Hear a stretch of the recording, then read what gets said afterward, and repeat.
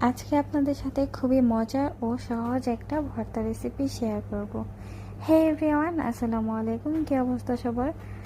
এই তো আপনাদের সাথে নতুন একটা ভর্তার রেসিপি নিয়ে হাজির হলাম। প্রথমে আমি রসুন এবং কাঁচা মরিচটা তেলে ভেজে নিয়েছি।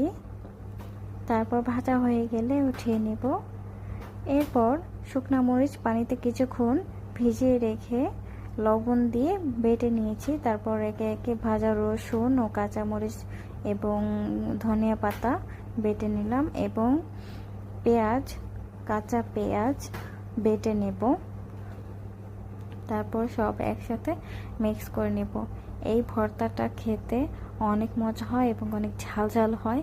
যাদের ঝাল খেতে খুব পছন্দ, ঝাল অনেক পছন্দ করে, তাদের কাছে অবশ্যই ভর্তাটা ভালো লাগবে এবং আপনারা অবশ্যই বাসায় ট্রাই করবেন যারা ঝাল খেতে খুব বেশি পছন্দ করেন।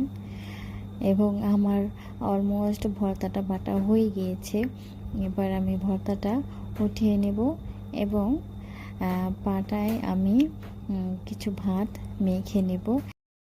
ভর্তা বাটা শেষে আমার পাটায় ভাত মেখে খেতে আমার খুবই মজা লাগে।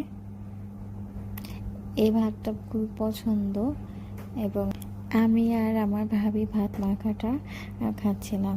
এই তো আজকের ভিডিও এই পর্যন্তই। সবাই ভালো থাকবেন। আল্লাহ হাফেজ।